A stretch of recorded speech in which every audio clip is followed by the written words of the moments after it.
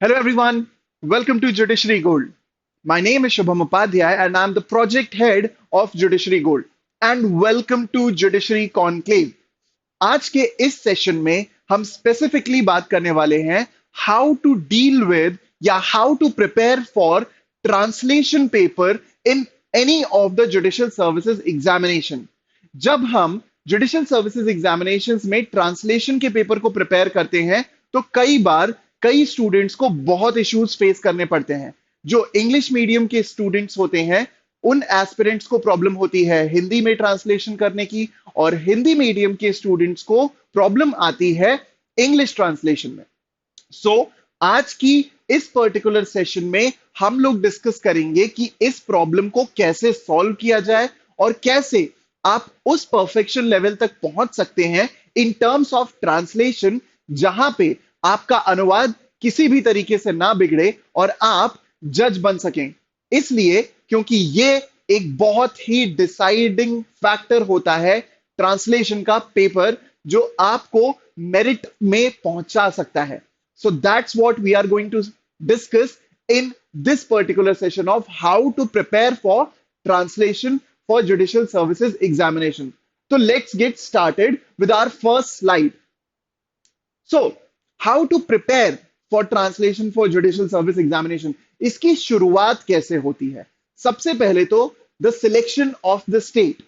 Now, जब मैं ये कह रहा हूं कि आपको अपना स्टेट सिलेक्ट करना है, आपको वो राज्य सिलेक्ट करना है जहां पे आप न्यायिक सेवाओं में जाना चाहते हैं या फिर जुडिशियल सर्विसेज में ज्वाइन करना चाहते हैं, स्पेसिफिकली आपके लिए यह जानना बहुत जरूरी है कि उस पर्टिकुलर स्टेट के मेंस एग्जामिनेशन पैटर्न में ट्रांसलेशन का कितना वेटेज होता है, साथ ही साथ ट्रांसलेशन के लिए कैसे क्वेश्चंस पूछे जाते हैं किस पर्टिकुलर स्टेट में।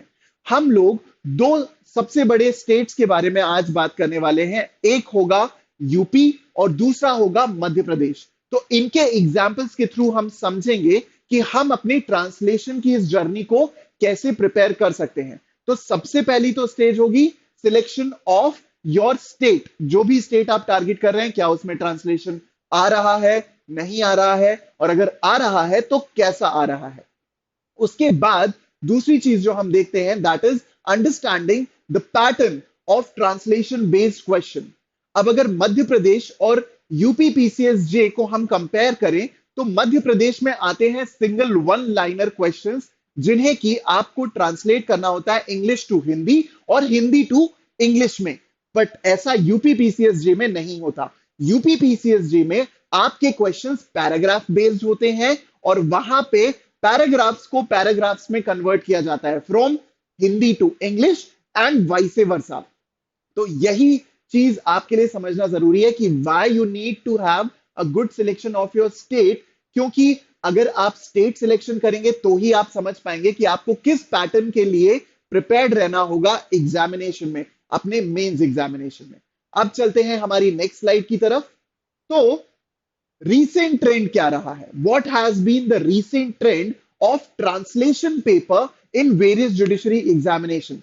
तो पिछले कुछ समय से हम ये नोटिस कर रहे हैं, हमने बहुत सारे प्रीवियस ईयर पेपर्स को खंगाला और हमने ये पाया कि अब कॉमन टर्मिनोलॉजी पे, जनरल टर्मिनोलॉजी पे जुडिशरीज या उन पे बेस्ड मेंस एग्जामिनेशन के क्वेश्चन पेपर बहुत कम फोकस करते हैं। कॉमन टर्मिनोलॉजी और लीगल टर्मिनोलॉजी का डिफरेंस अगर आप लॉ स्टूडेंट हैं तो भली भांति समझते ही होंगे। तो अब पहले की ट्रांसलेशन के कंपैरिजन में जो रीसेंट ट्रांसलेशन पेपर्स आते हैं या रीसेंट ट्रांसलेशन क्वेश्चंस आते हैं, वो लीगल टर्मिनोलॉजी को प्रेफर करते हैं।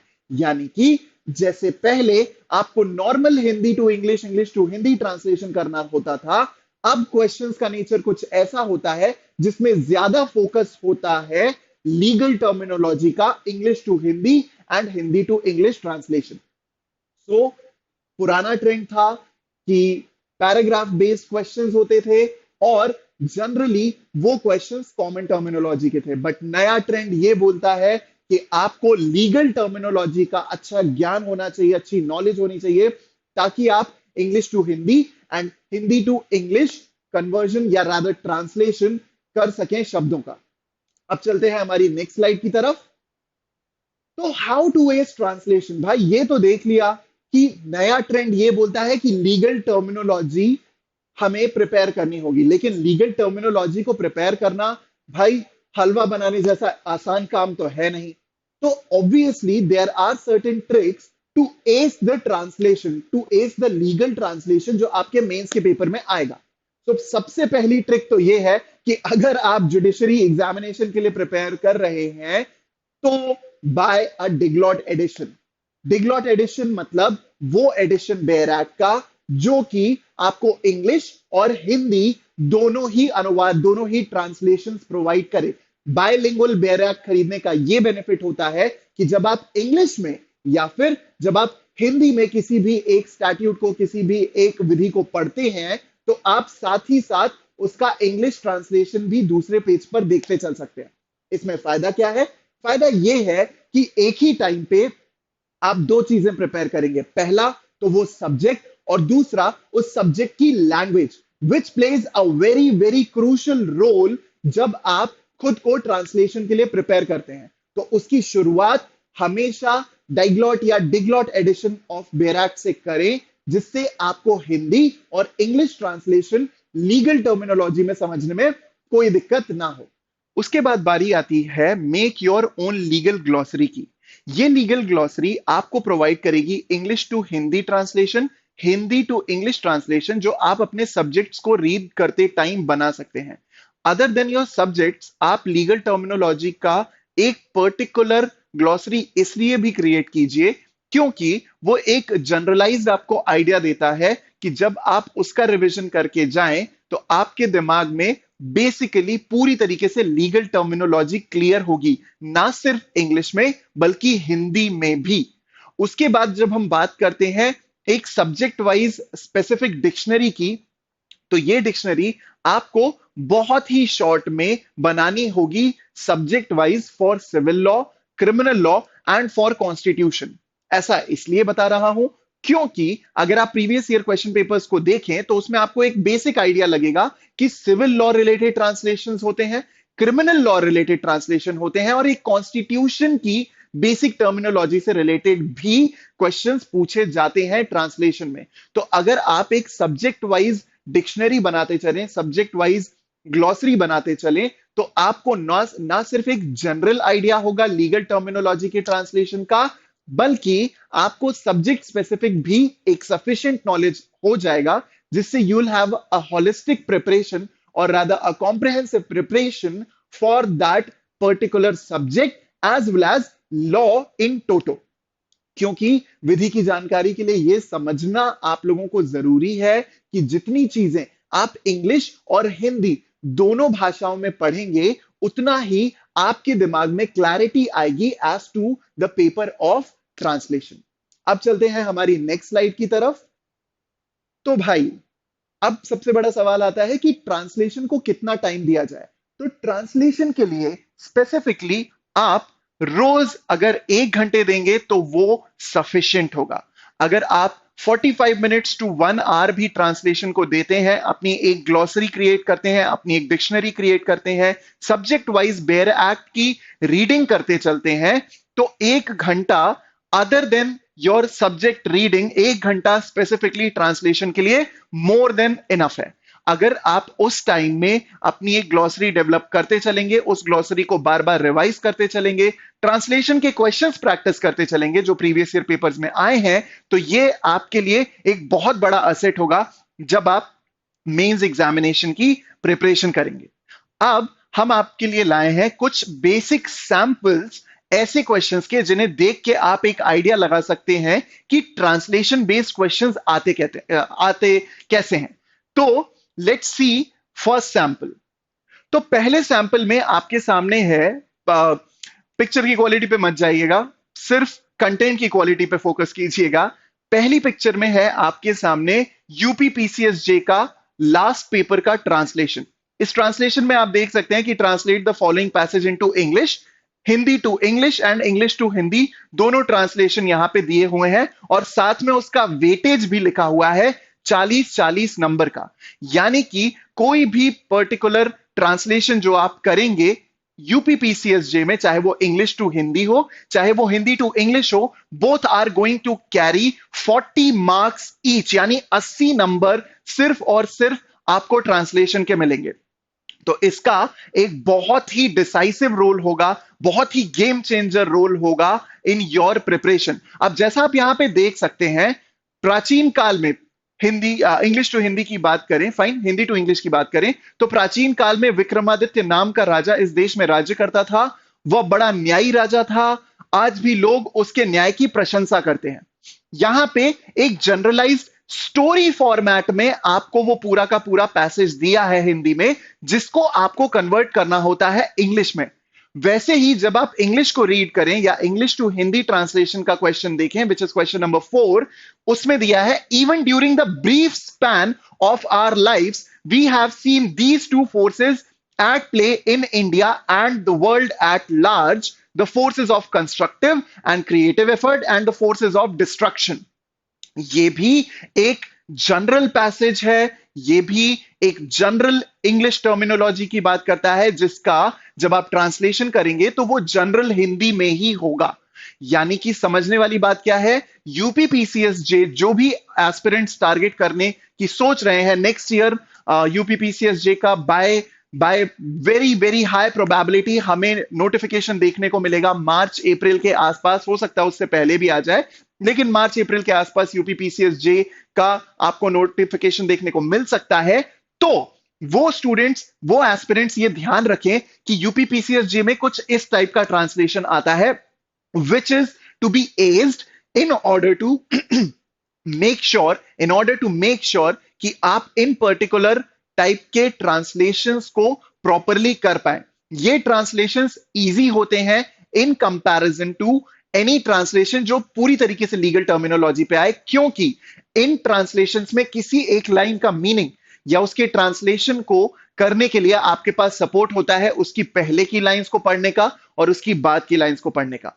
लेकिन ऐसा हर जगह पे हो ये पॉसिबल नहीं है। इसीलिए आप ऐसे टाइप के क्वेश्चंस के लिए प्रिपेयर्ड रहें while going for translation from English to Hindi and Hindi to English in the form of passages या in the form of paragraphs. अब चलते हैं हमारे नेक्स्ट सैंपल की ओर।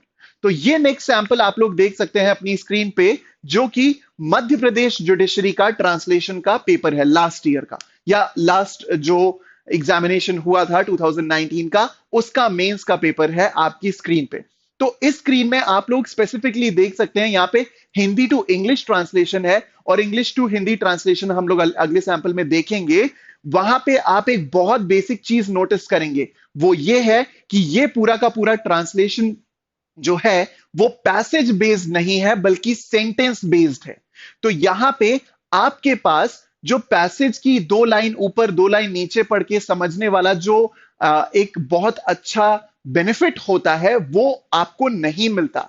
यानी कि ऐसे क्वेश्चन पेपर को या ऐसे स्पेसिफिक क्वेश्चंस को सॉल्व करने के लिए आपको ध्यान रखना होगा कि यहां पे आप लोग प्रिपेयर्ड रहें अपनी लीगल टर्मिनोलॉजी के थ्रू। तो जैसा मैंने बताया, डाइग्लॉट अगर पढ़ेंगे और अगर आप अपनी खुद की लीगल ग्लॉसरी बनाएंगे तो ऐसे क्वेश्चंस को सॉल्व करने में आपको प्रॉब्लम नहीं होगी।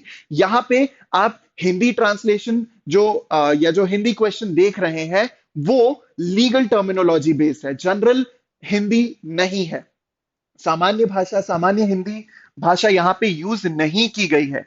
यहां पे स्पेसिफिकली फोकस किया गया है लीगल हिंदी पे। और अगर हम अगली स्लाइड को देखें तो अगली स्लाइड में भी आप देख सकते हैं कि यहां पे भी आपकी जो इंग्लिश है वो लीगल इंग्लिश है, लीगल टर्मिनोलॉजी बेस्ड है, ना कि नॉर्मल कॉमन इंग्लिश टर्मिनोलॉजी। सो इन बातों का आपको ध्यान रखना है कि जब भी आप अपना स्टेट डिसाइड कर लें तो उस स्टेट में ट्रांसलेशन का कैसा पैटर्न है उसको सबसे पहले देखें और उसके बाद स्टडी करें उस पर्टिकुलर स्टेट के ट्रांसलेशन के लिए। ऑल्सो यहां पे आप वेटेज भी देख सकते हैं कि दोनों ही क्वेश्चंस का मध्य प्रदेश जुडिशरी में English to Hindi and Hindi to English translation का वेटेज होता है 15 मार्क्स ईच। यानी पूरा का पूरा जो ये क्वेश्चन होता है ट्रांसलेशन का, 2 क्वेश्चंस होते हैं, ये मिला के 30 नंबर होते हैं। ये 30 नंबर आपको श्योर शॉट आराम से 25, 27, 28 नंबर तक दे सकते हैं अगर आपकी टर्मिनोलॉजी पे पकड़ है। तो अगर आप लीगल टर्मिनोलॉजी पे अपनी पूरी पकड़ रखते हैं तो आपको English to Hindi, Hindi to English 30 question में से बहुत आराम से 25 क्वेश्चन या रादर 25 नंबर मिल सकते हैं। 25 नंबर कहीं नहीं गए आपके अगर आप ट्रांसलेशन को पॉजिटिवली प्रैक्टिस करें। वहीं जब हम यूपीपीसीएसजे की बात करें तो यूपीपीसीएसजे के लिए सिर्फ इतना ध्यान रखिए कि वहां पे लीगल टर्मिनोलॉजी बेस्ड पैसेजेस कम होते हैं या लीगल टर्मिनोलॉजी का यूसेज कम होता है, लेकिन वहां पे जनरल टर्मिनोलॉजी आपको शुद्ध हिंदी या इंग्लिश रखनी होती है। तो भले लीगल ना हो लेकिन जनरल तो होगी। तो उसके हिसाब से आप अपना प्रिपरेशन स्टार्ट करें। इसके अलावा भी कुछ स्टेट्स हैं, बहुत सारे ऐसे स्टेट्स हैं इनफैक्ट, जो कि अपनी लोकल लैंग्वेज में, एक वर्नाकुलर लैंग्वेज में आपका ट्रांसलेशन का पेपर लेते हैं। तो ये ध्यान रखिएगा कि जब आप अपने स्टेट को सिलेक्ट करें तो वहां पे ट्रांसलेशन के पेपर को देखें, ये देखें कि उस ट्रांसलेशन का पैटर्न क्या है और उसमें पूछे जाने वाली टर्मिनोलॉजी क्या है। तो इसी के साथ हम लोग अपने पर्टिकुलर इस सेशन को खत्म करते हैं हमारी लास्ट स्लाइड के साथ, that is thank you so very much. Thank you so very much for attending this session of how to prepare for translation of the Judiciary Conclave, which is brought to you by the team of Judiciary Gold. You guys can follow us on Telegram. You guys can follow us on YouTube. You guys can follow us on Instagram and you guys can follow us on Facebook. अगर आपको ये session useful लगा, helpful लगा, तो आप हमें subscribe कर सकते हैं हमारे चैनल को, इस वीडियो को लाइक कर सकते हैं। जितने भी लोग ट्रांसलेशन के इस जंजाल में फंसते हैं उनसे ये वीडियो शेयर कर सकते हैं अपनी ओवरऑल प्रिपरेशन के लिए। So I hope the session was useful for you. Thank you so very much and bye bye.